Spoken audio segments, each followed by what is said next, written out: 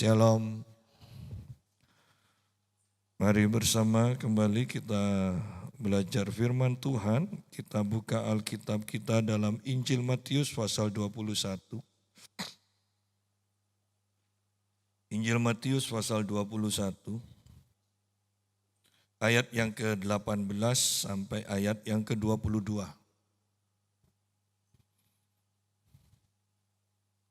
Pada pagi hari dalam perjalanannya kembali ke kota, Yesus merasa lapar. Di pinggir jalan ia melihat pohon ara lalu pergi ke situ, tetapi ia tidak menemukan apa-apa pada pohon itu selain daun-daun saja. Katanya kepada pohon itu, "Engkau tidak akan berbuah lagi selama-lamanya." Seketika itu juga keringlah pohon ara itu. Melihat kejadian itu tercenganglah murid-muridnya lalu berkata, "Bagaimana mungkin pohon ara itu sekonyong-konyong menjadi kering?" Yesus menjawab mereka, "Sesungguhnya aku berkata kepadamu, jika kamu percaya dan tidak bimbang, kamu bukan saja dapat melakukan apa yang kulakukan terhadap pohon ara itu, tetapi juga jika kamu berkata kepada gunung ini, terangkat dan terbuanglah ke dalam laut, hal itu akan terjadi. Jika kamu percaya apa saja yang kamu minta dalam doa, kamu akan menerimanya." Nah, ini cerita yang sangat kita kenal bagaimana Yesus mengutuk pohon ara dan pohon ara itu menjadi kering. Dikatakan pagi-pagi dalam perjalanan kembali ke kota, Yesus merasa lapar. Di pinggir jalan ia melihat pohon ara lalu pergi ke situ, tetapi ia tidak menemukan apa-apa pada pohon itu selain daun-daun saja. Nah, kalau kita bayangkan dan kita ganti pohon ara ini dengan kehidupan kita sendiri. Kira-kira ketika Yesus datang kepada kita, apakah kita akan ditemui oleh Yesus sesuatu yang bisa memuaskan hati Yesus? Ayo kita pikirkan, dengan segala keberadaan kita, dengan segala pergumulan kita, dengan segala kelimpahan kita mungkin, dengan segala kebaikan kita, seandainya Yesus datang kepada kita, apakah dia menemukan sesuatu dalam diri kita yang bisa memuaskan hatinya? Jangan-jangan kita dalam keadaan kosong. Jangan-jangan tidak ada buah di dalam kita. Kita hanya mempunyai sesuatu yang bisa menjadi kebanggaan kita di hadapan banyak orang. Mungkin orang-orang terkagum-kagum dengan kita. Mungkin orang-orang mengatakan keluarga kita harmonis. Wow, itu luar biasa. Mungkin orang-orang berkata, "Engkau sungguh diberkati, engkau selalu berhasil dalam hidupmu. Engkau semakin baik, semakin kaya dan sebagainya." Itu kalau orang yang melihat kita. Mungkin mereka akan berkata seperti itu. Tetapi ayo berandai-andai, seandainya Yesus datang kepada kita, apakah dia akan menemukan sesuatu yang bisa memuaskan hatinya dalam kehidupan kita? Ataukah selama ini kita hidup hanya untuk diri sendiri, bukan untuk Tuhan? "Pak Yusak, saya kan ke gereja." Oh iya. Apakah Anda ke gereja untuk dirimu sendiri? Atau ke gereja karena engkau mempersembahkan hidupmu kepada Tuhan? Engkau mengorbankan banyak hal untuk bisa datang ke gereja? Atau kita ke gereja karena kita butuh banyak hal kepada Tuhan? Ayo kita pikirkan ini. Seringkali kita diajar oleh banyak pengkhotbah yang berkata, Tuhan tidak akan menghukum. Tuhan tidak akan menghukum. Semua penghukuman Allah sudah ditimpakan kepada Yesus. Oh iya, benar. Kalau kita menerima Yesus dan percaya sungguh-sungguh kepada Yesus. Tetapi ingat, Banyak orang yang tidak mampu menerima kebaikan Allah karya Yesus. Dan penghukuman itu terus berlanjut atas hidup kita. Ya. Banyak orang yang sebenarnya tidak mengenal Tuhan. Tidak mengenal Yesus secara penuh. Minggu yang lalu saya pelayanan di Probolinggo dan setelah itu saya ke Lumajang dan saya diajak jalan-jalan. Dan ketika selesai saya menikmati semuanya, yang membawa saya itu punya kenalan, yang punya cottage itu kenalannya dia, nasabah, karena yang membawa saya itu pimpinan BCA. Dan kenalan saya berkata, ini pendeta, mau didoakan atau enggak? Dan mereka mau, suami istri. Mereka dari GKJW. Ketika saya menumpangkan tangan dan saya langsung menyebut engkau mengalami ini, dan Tuhan akan membuat ini. Kemudian suaminya juga saya katakan seperti itu. Orang ini kaget. Dan dia bertanya kepada teman saya ini, siapa? Pendeta seperti apa? Kok bisa tahu? Bahkan mimpi-mimpi yang menakutkan saya tidak pernah ceritakan kepada suami saya. Kok ini bisa tahu? Kok beda doanya dengan pendeta-pendeta di mana dia beribadah? Nah, sehingga kemudian dia minta nomor saya, dia telepon saya sendiri, dia tanya banyak hal. Ya, kok bisa doa seperti itu? Nah, perhatikan di sini bahwa dengan seperti ini saja, bukankah kita tahu bahwa banyak orang ke gereja, tapi sebenarnya tidak mengenal Tuhan. Tidak mengenal cara kerja Tuhan, tidak mengenal apa yang Tuhan sediakan bagi kita. Ayo mulai berpikir. Apakah kita sepanjang hidup kita yang sudah kita gunakan setiap minggu beribadah kepada Tuhan, pertanyaannya, sungguh-sungguhkah kita mengenal Tuhan? Sungguh-sungguhkah kita sudah menyenangkan hatinya? Sungguh-sungguhkah ketika Yesus datang pada kita, dia menemukan sesuatu yang bisa memuaskan hatinya? Mari pikirkan. Banyak hal akan segera terjadi yang di luar dugaan kita. Ya. Banyak yang akan segera terjadi yang akan di luar dugaan kita.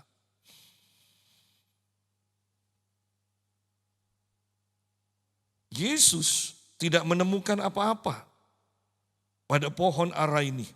Pohon ara itu hanya menunjukkan keindahannya. Daunnya yang hijau, daunnya yang lebat. Tapi tidak ada buah yang bisa dinikmati Yesus. Mungkin kehidupan kita semakin baik, dilihat orang semakin baik, enak dilihat. Tetapi ketika Yesus datang mau memetik sesuatu dalam kehidupan kita, apakah Yesus bisa menemukan buah dalam hidup kita? Ya. Lanjutkan, kita akan menginjak kepada masalah iman. Katanya kepada pohon itu, engkau tidak akan berbuah lagi selama-lamanya. Seketika itu juga keringlah pohon ara itu. Melihat kejadian itu tercenganglah murid-muridnya lalu berkata, bagaimana mungkin pohon ara itu sekonyong-konyong menjadi kering? Nah, di sini Matius sebenarnya merangkum dua kejadian. Kalau kita lihat di Injil Markus pasal 11, maka di sana dikatakan Yesus itu mengutuk pohon ara sekarang, kemudian besok paginya ketika lewat lagi, pohon ara itu sudah kering sepenuhnya. Ya. Jadi tidak ada yang salah, loh berarti Matius dengan Markus ini beda. Oh tidak, hanya sudut pandangnya yang berbeda. Matius itu langsung menulis dirangkum 2 hari menjadi satu kejadian. Ya. Sedangkan Markus lebih mendetail. Ini kejadian terjadi dalam 2 hari. Sekarang Yesus mengutuk, besok paginya baru ketika mereka lewat, pohon ara itu sudah kering semua. Ya, ada jeda. Tetapi mari sekarang kita juga akan masuk ke dalam jeda itu.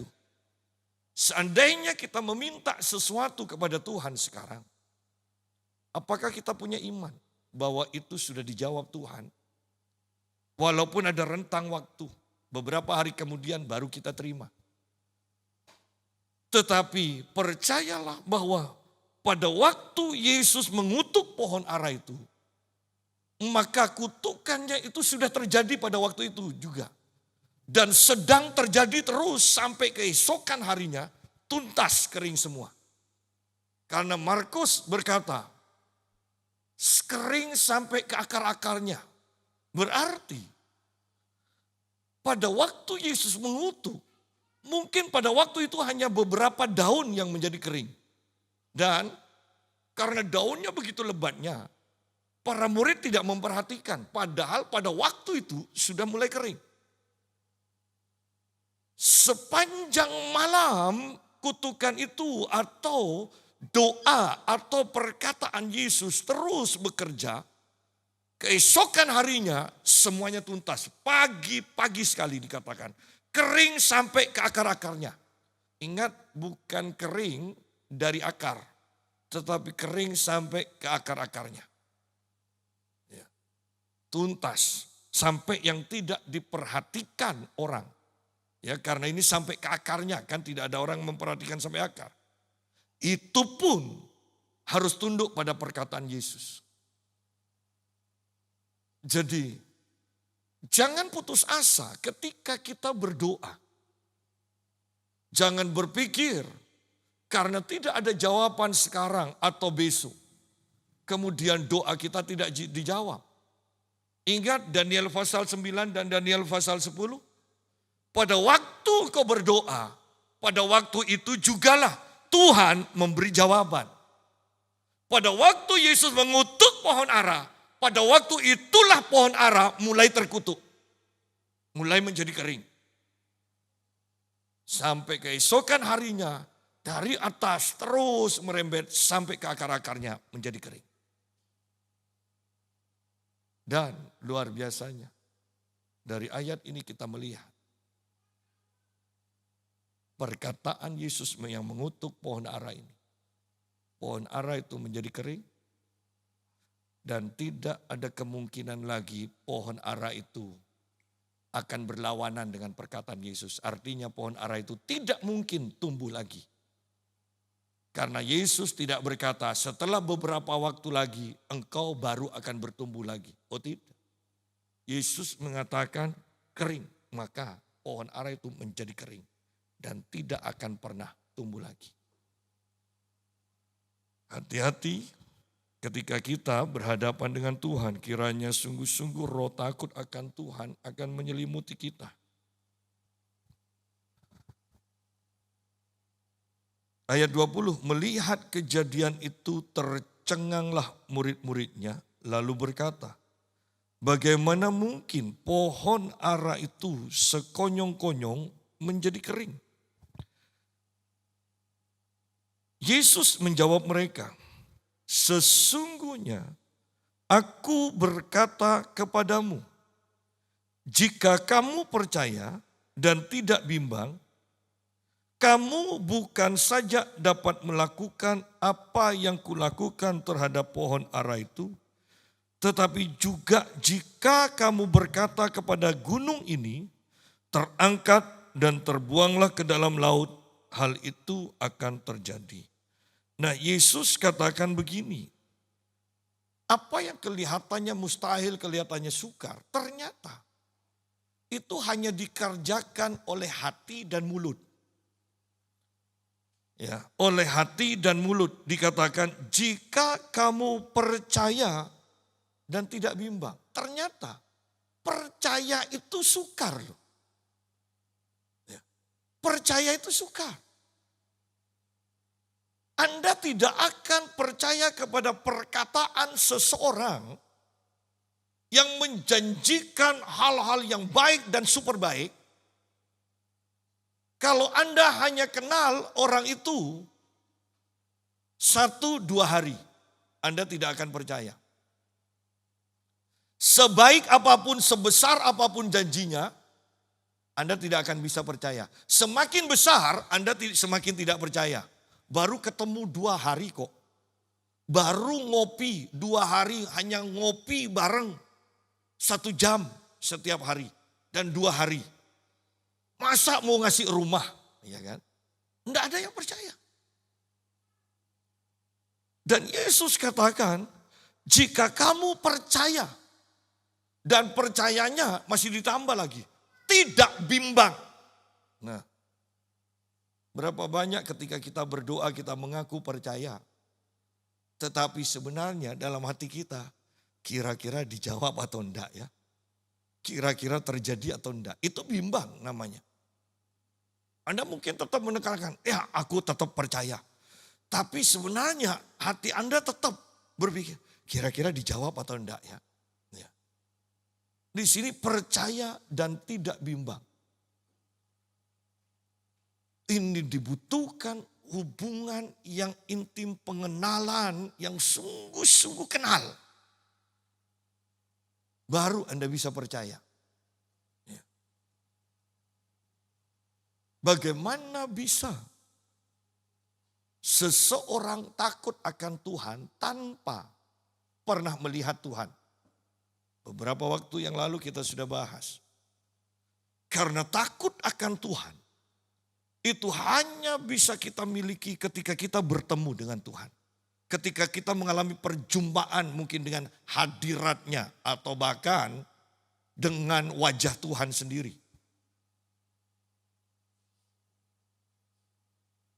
Musa takut gemetar ketika bertemu dengan Tuhan. Daniel bahkan sampai mau pingsan, bahkan pingsan. Rasul Yohanes gemetar. Paulus jatuh dari kudanya dan dia begitu takut, dia mengalami kebutaan. Perjumpaan dengan Tuhan menimbulkan takut akan Tuhan. Oleh karena itu, Anda harus mengalami perjumpaan dengan Tuhan. Bahkan saya mau tekankan begini, minimal hadirat Tuhan harus Anda pernah rasakan. Untuk membuat Anda yakin Tuhan ada dan Tuhan pantas untuk kita hormati. Bukan hanya sekedar ke gereja. Berapa banyak orang-orang hanya sekedar ke gereja. Tidak pernah mengalami hadirat Tuhan. Tidak pernah mengalami perjumpaan dengan Tuhan. Bahkan tidak pernah mimpi pun tidak pernah bertemu dengan Tuhan. Sehingga roh takut akan Tuhan tidak akan pernah bisa kita miliki. Ya. Dan di sini kembali kita akan bahas. Jika kamu percaya dan tidak bimbang. Berapa banyak dari kita yang kalau percaya kepada janji Tuhan disertai tidak bimbang.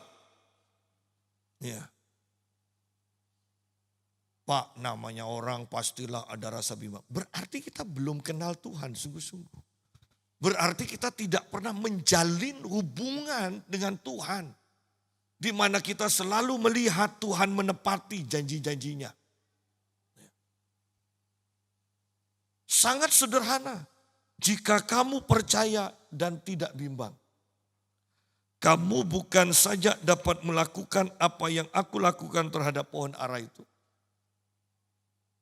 Tetapi bahkan berkata pada gunung untuk pindah, maka gunung itu akan pindah. Wow, hanya dengan perkataan. Ya. Kalau kita bandingkan dengan Injil Yohanes 14 ayat 12 yang kita sudah bahas, coba kita lihat di sini. Yohanes 14 ayat yang ke-12.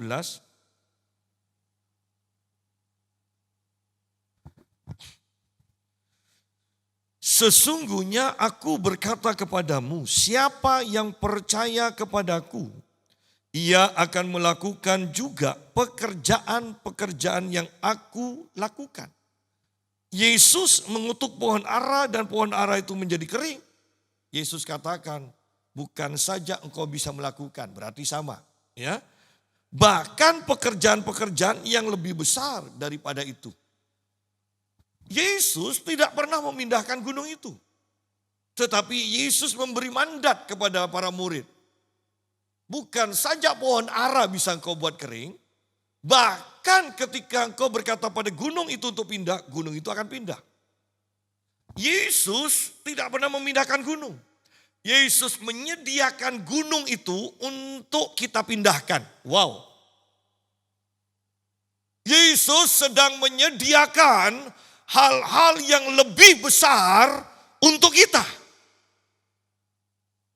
Apakah itu berkat untuk kita?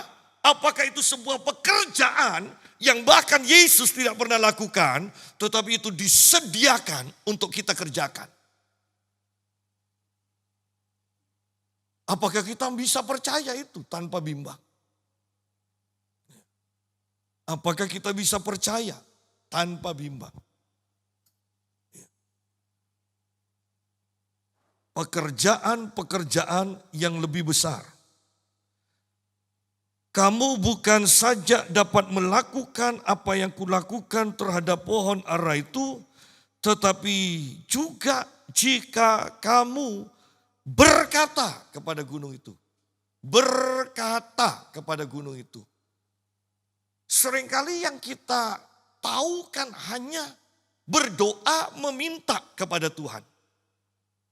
Pernahkah kita berkata pada penyakit kita, dalam nama Tuhan Yesus aku perintahkan penyakit yang menyerang aku sekarang keluar dari tubuhku. Pernahkah kita melakukannya? Kemiskinan yang sudah bertahun-tahun terus ada dalam hidupku, sekarang aku perintahkan pergi dari hidupku. Pernahkah kita berkata seperti itu? Ataukah kita hanya selalu berdoa, Tuhan tolong Tuhan, supaya kemiskinan ini pergi dari diriku Tuhan. Kemudian sudah seperti itu sambil nangis-nangis, ditutup dengan kalimat, tetapi bukan kehendakku, melainkan kehendak-Mu. Hanya kehendak-Mu saja yang terjadi. Anda berkata seperti itu berarti Anda tidak tahu dengan pasti kehendak Tuhan atas hidupmu. Sehingga ketika kita tidak tahu kehendak Tuhan atas hidup kita, kita tidak akan pernah berdoa dengan iman. Jikalau kehendak-Mu, terjadilah. Berarti kalau tidak terjadi memang kehendak bukan kehendak Tuhan. Nah, tidak ada iman. Tidak bisa ya di atas ya, tidak di atas tidak. Kita hanya berkata ya dan tidak. Ya. Kita lihat sebentar di dalam Amsal 18 ayat 21.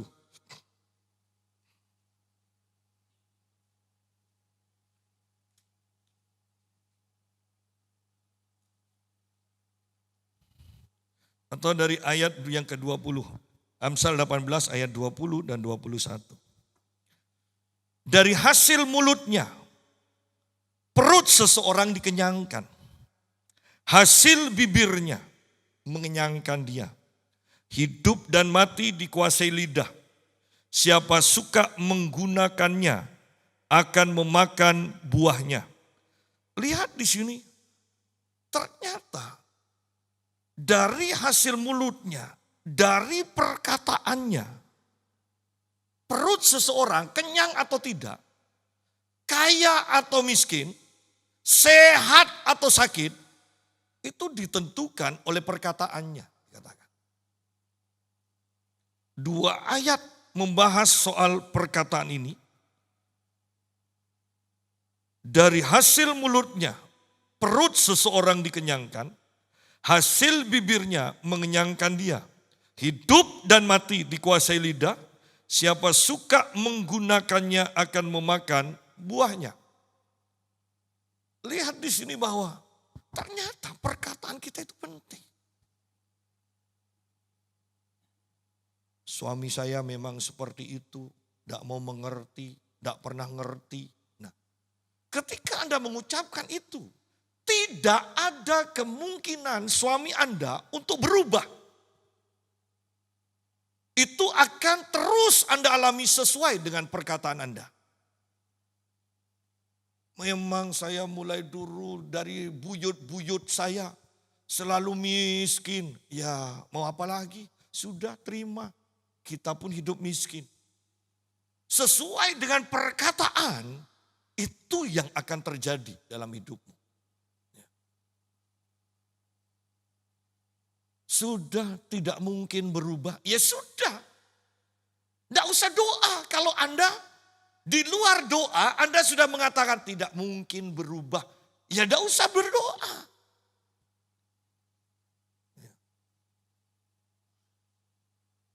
Kok badan tidak enak ya, sepertinya kok mau sakit. Nah sudah siap-siap kan untuk sakit? Dan Anda besoknya atau nanti Anda sakit. Sudah saya duga. Bukan soal dugaanmu, tapi perkataanmu itu loh yang membuat terjadi. Baru dadanya tidak enak. Tuh, papa saya mati karena jantung. Jangan-jangan jantung juga. Nah, ketika Anda mengatakan, jangan-jangan saya juga jantung juga. Ya, Anda sedang merencanakan masa depanmu. Mulutmu adalah nabimu yang akan menentukan masa depanmu. Pikirkan itu, berapa banyak kejadian demi kejadian yang kita tidak inginkan terjadi, ternyata itu terjadi karena apa yang kita katakan.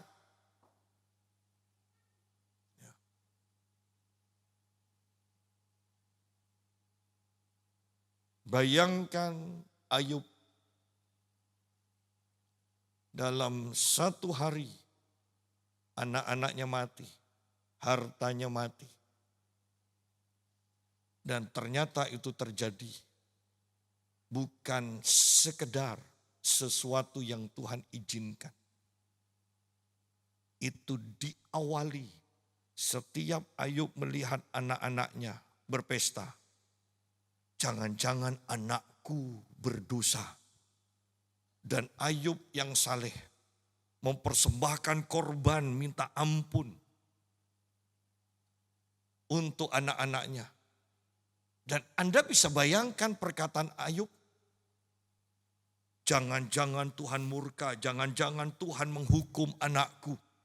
Sehingga di dalam Ayub pasal yang ketiga dikatakan, apa yang aku takutkan itu yang datang. Apa yang aku cemaskan itu yang menimpa aku. Berarti kan Ayub sudah memperkatakan kecemasannya itu, ketakutannya itu, bahwa anak-anaknya akan dihukum, bahwa dengan berbuat dosa nanti harta kekayaannya akan hancur semuanya. Itu sudah dikatakan. Dan ketika itu dikatakan, setan tahu. Itu membuka celah bagaimana setan akan mencobai Ayub sesuai dengan perkataannya. Pikirkan itu betapa mengerikan banyak hal yang terjadi pada kita yang kita tidak inginkan, ternyata itu terjadi karena perkataan kita.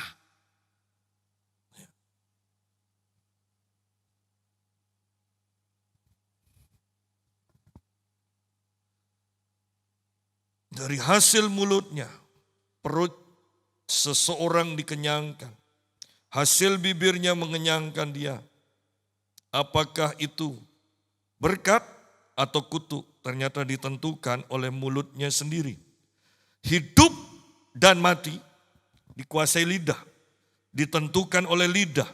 Siapa suka menggunakannya, menggemakannya, akan memakan buahnya. Perkatakan Anda sehat. Dan Anda akan sehat. Perkatakan bahwa umur Anda tidak akan di bawah 80 tahun. Dan Anda harus teliti juga. 80 tahun dalam keadaan sehat gitu loh. Jangan hanya 80 tahunnya. Kalau sampai 80 tahun dari umur 50 tahun Anda sakit-sakitan tapi tidak mati kan repot juga. Ya. Belajar ucapkan. Ucapkan. Ya. Maka itu yang akan kita terima.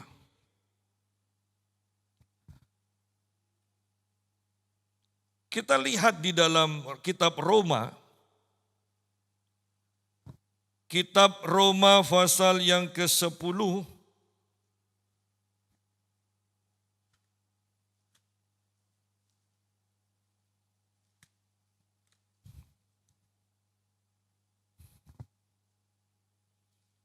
ayat yang ke-9 dan yang ke-10. Jika engkau mengaku dengan mulutmu bahwa Yesus adalah Tuhan, dan percaya dengan hatimu bahwa Allah telah membangkitkan dia dari antara orang mati, maka engkau akan selamat. Ya. Percaya, hati kita percaya, mulut kita mengakui apa yang kita percayai, maka kita akan menerima seperti apa yang kita katakan. Tidak cukup hanya percaya juga, tetapi engkau harus mengaku dengan mulutmu. Ya. Jangan selalu berkata, ya karena saya orang miskin. Anda akan miskin terus. Jangan. Pakailah kata-kata yang alkitabiah. Saya orang yang diberkati Tuhan. Ya. Lihat di sini bahwa hati kita percaya, mulut kita mengaku, maka kita diselamatkan. Hati kita percaya, mulut kita mengakui kesembuhan, maka kita akan disembuhkan. Hati kita percaya, mulut kita mengakui keberhasilan, maka kita akan berhasil. Kan seperti itu, sangat sederhana.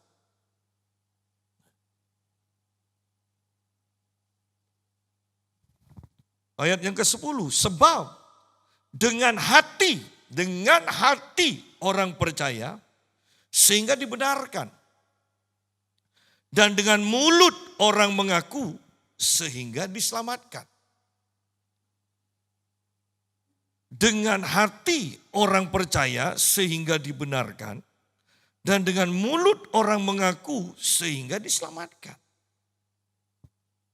Kalau saya sederhanakan adalah hanya orang benar pada akhirnya yang akan diselamatkan. Hanya orang benar yang akan disembuhkan. Hanya orang benar yang akan mengalami keberhasilan. Bahwa hati kita harus percaya supaya dibenarkan oleh Tuhan. Baru setelah hati kita percaya dan dibenarkan oleh Tuhan, apa saja yang kita katakan itu pasti terjadi.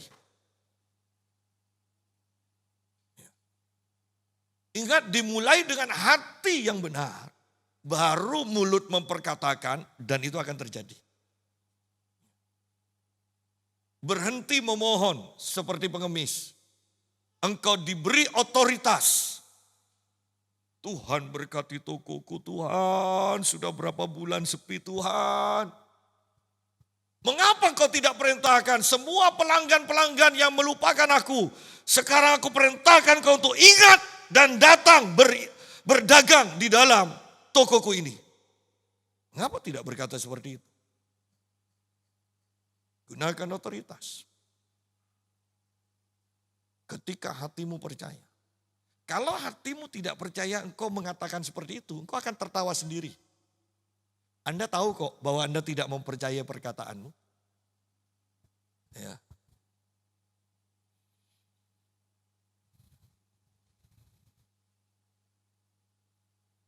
Banyak hal yang Tuhan sediakan bagi kita, bagi umatnya. Tetapi umatnya tidak mengetahuinya. Dan dengan tidak mengetahuinya, otomatis umatnya tidak akan pernah memakainya. Kalau Anda punya warisan, tetapi Anda tidak mengetahui bahwa Anda mempunyai warisan, engkau tidak akan pernah memakai warisan itu. Dan Tuhan memberikan banyak warisan kepada kita. Tuhan memberikan banyak warisan kepada kita. Berapa banyak warisan yang kita ketahui dan kita gunakan. Bayangkan warisan kita yang begitu luar biasa. Ibarat roti remah-remahnya saja bisa mendatangkan kesembuhan, kelepasan bagi anak perempuan Sirofenisia itu. Apalagi rotinya yang disediakan buat kita. Siapa yang mau remah-remah? Tetapi ternyata apa yang kita tidak maui, itu aja sudah dahsyat. Sedangkan Bapa Tuhan menyediakan bagi kita rotinya.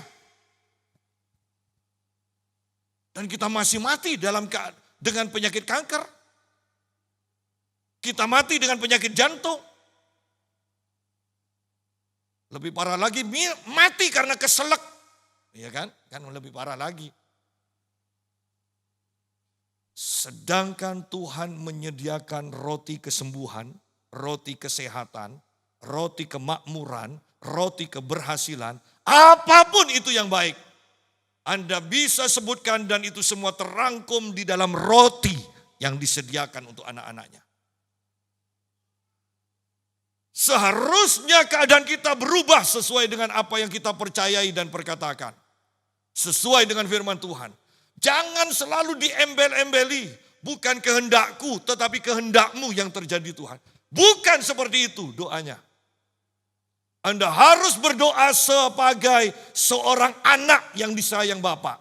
Anda harus berdoa sebagai orang yang punya otoritas. Bukan seperti pengemis yang bahkan tidak tahu dengan pasti apakah akan diberi atau tidak. Pengemis hanya raminya aja. Minta, kasihan. Tapi pengemis ini tidak pernah punya iman bahwa dia akan dikasih loh. Selalu dalam hatinya kasih iya, kasih enggak. Kan seperti itu. Dan banyak anak Tuhan selalu dalam doanya. Bukan kehendakku tetapi kehendakmu saja yang terjadi Tuhan. Sudah tahu bukan kehendak Tuhan ya jangan doa kan gitu. Tetapi saya menekankan. Engkau menjadi semakin kaya adalah kehendak Tuhan. Engkau menjadi sembuh dan sehat adalah kehendak Tuhan. Engkau menjadi berhasil adalah kehendak Tuhan. Jangan dipertanyakan lagi. Jangan pernah ragu-ragu. Ini hari-hari di mana kita harus mengenal Tuhan dan memanifestasikan kehendak Tuhan atas hidup kita dan melalui hidup kita.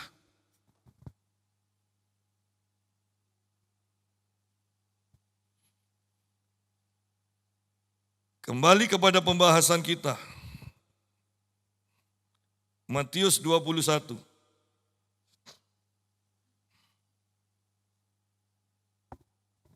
Ayat 22.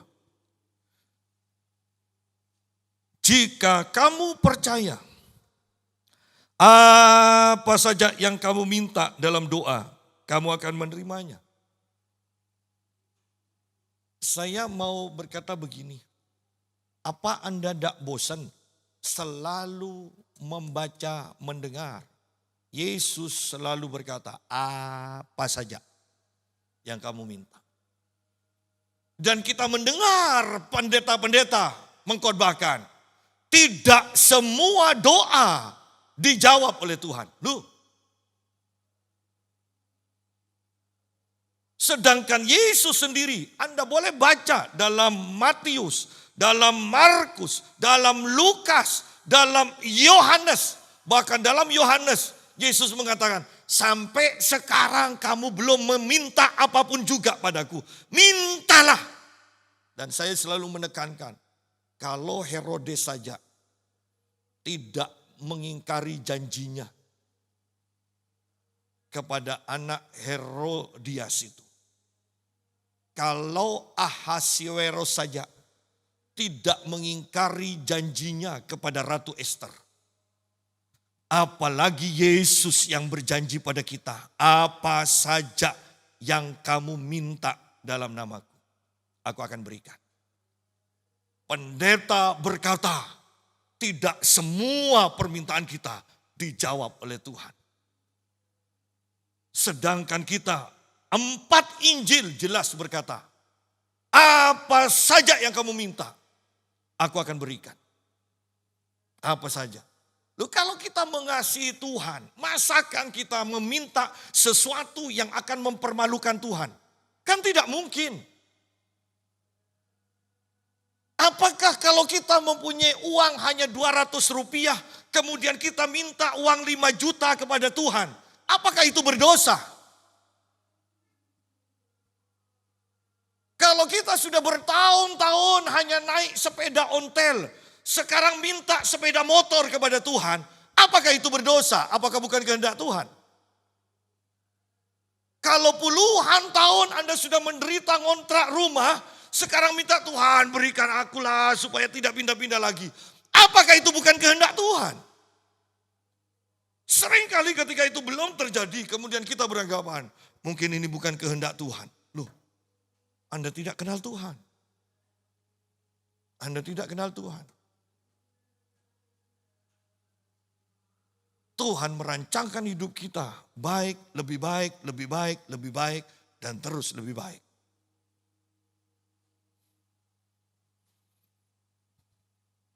Jika kamu percaya apa saja yang kamu minta dalam doa, kamu akan menerimanya.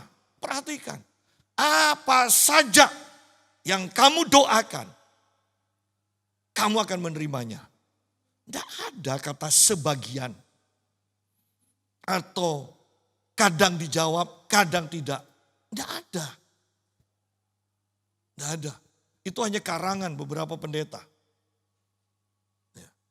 Itu karangan beberapa pendeta. Coba kita lihat Markus pasal yang ke-11.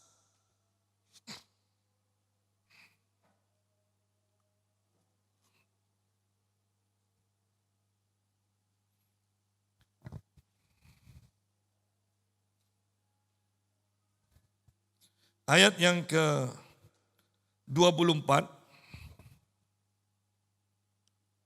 Karena itu, aku berkata kepadamu, apa saja yang kamu doakan dan minta, percayalah bahwa kamu telah menerimanya, maka hal itu akan menjadi milikmu. Jadi di sini dikatakan, sebelum itu menjadi milik kita, apa yang kita minta, percaya aja bahwa itu sudah diberikan. Sebelum pohon ara itu menjadi kering, Yesus sudah percaya bahwa apa yang dikatakannya pasti terjadi. Ingat, pohon itu belum kering sepenuhnya. Tetapi Yesus percaya. Para murid kaget ketika itu terjadi. Ya. Kok bisa? Berarti para murid tidak percaya. Yesus mengucapkannya dan dia mempercayai apa yang diucapkannya terjadi, sekalipun itu belum terjadi atau belum kelihatan secara jasmani. Keesokan harinya baru itu kelihatan. Nah, di sini ayatnya sama. Karena itu aku berkata kepadamu, apa saja yang kamu doakan dan minta, percayalah bahwa kamu telah menerimanya pada waktu engkau berdoa itu. Engkau belum menerima secara jasmani. Tetapi kau harus percaya ketika engkau berdoa, engkau percaya sudah menerima pada waktu berdoa. Maka hal itu akan menjadi milikmu. Itu akan kau terima secara jasmani. Apa yang kau percayai. Ayat 25, apabila kamu berdiri untuk berdoa, ampunilah dahulu sekiranya kamu menyimpan kesalahan seseorang, supaya Bapamu yang di sorga juga mengampuni kesalahan-kesalahanmu. 26 dalam kurung, ini kalau sudah dalam kurung berarti ada tambahan dari tulisan-tulisan lain. Ya, yang sebenarnya ini bisa benar, bisa enggak. Ya, dari tulisan-tulisan lain. Tetapi jika kamu tidak mengampuni, Bapamu yang di surga juga tidak akan mengampuni kesalahan-kesalahanmu. Bayangkan Anda ayat 25 dan 26 itu membahas dua hal yang sama, soal pengampunan.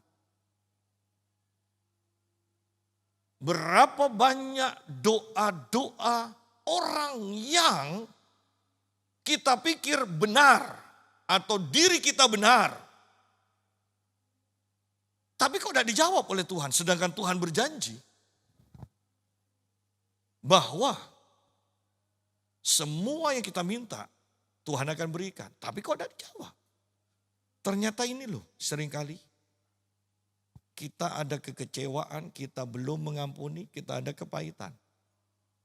Saya selalu katakan ini dosa yang kalau di bumi tidak mendatangkan penghukuman.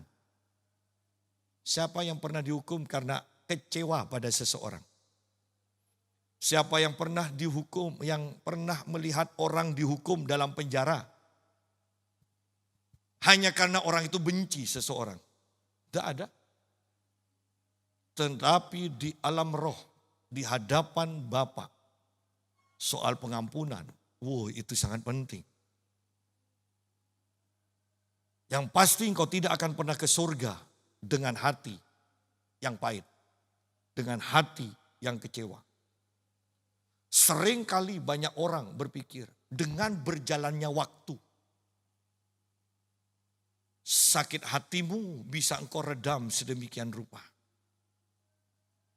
Tetapi engkau tetap tidak mau ketemu dengan orang itu. Tetap engkau berkata, aku tidak mau dekat-dekat orang itu. Aku tidak sakit hati, tapi tidak mau lagi. Nah, kan repot kan sudah. Bayangkan Tuhan berkata, aku sudah ampuni kau, tapi jangan dekat-dekat aku.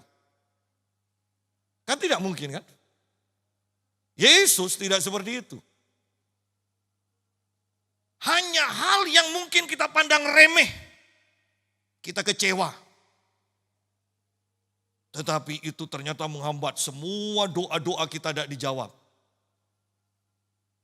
Hanya kecewa, ternyata kemudian muncul kanker payudara. Hanya kecewa, hanya kecewa, hanya kecewa. Dan pada akhirnya hanya kecewa. Engkau sudah banyak berbuat baik, hanya kecewa. Engkau ditolak di surga. Tidak ada orang yang kecewa bisa masuk surga. Perhatikan ini sungguh-sungguh. Tidak ada orang yang kepahitan sekecil apapun bisa masuk ke surga. Tidak ada. Padahal masalah kepahitan, kekecewaan kita anggap remeh. Karena undang-undangnya belum ada kecuali undang-undang kerajaan surga. Undang-undangnya tidak ada di Indonesia, di seluruh dunia. Orang yang sakit hati bisa dipenjarakan 5 tahun, tidak ada. Ya. Tetapi ternyata hal yang remeh ini adalah sesuatu yang menghambat hal-hal besar terjadi. Hal yang remeh ini, mungkin tanda petik remeh, ternyata bisa menghambat Anda sebaik apapun Anda. Anda tidak bisa masuk surga. Hal yang sangat remeh ini, hal yang kecil ini, hanya kekecewaan, ternyata bisa mendatangkan penyakit yang tidak tersembuhkan. Hanya dengan kekecewaan, kitab Ibrani berkata, engkau bisa mencemari hati banyak orang yang mendengar ceritamu itu tentang kekecewaanmu kepada seseorang. Hanya dengan kekecewaan. Dan di sini bukan kebetulan. Bayangkan tentang pernyataan iman yang dahsyat, tentang doa yang dijawab, ternyata syarat yang terpenting adalah mengampuni. Dan itu bukan ditulis satu kali, satu ayat. Ternyata 2 ayat secara beruntun membahas hal yang sama. Bukankah itu harus menjadi perhatian bagi kita semua? Apakah mungkin doa-doa kita belum dijawab oleh Tuhan karena kita kecewa? Apakah mungkin penyakit kita tidak disembuhkan, belum disembuhkan karena kita kecewa? Apakah mungkin ekonomi kita tidak mengalami pemulihan karena kita kecewa? Dan jangan sampai, apakah mungkin kita tidak bisa masuk surga karena kecewa? Malam hari ini, kiranya kita semua membenahi hati kita. Menyerahkan semua kekecewaan kita kepada Tuhan dan membiarkan pengampunan itu mengalir. Kalau Anda perhatikan tentang seorang hamba yang berhutang kepada rajanya, dan dia tidak bisa membayar,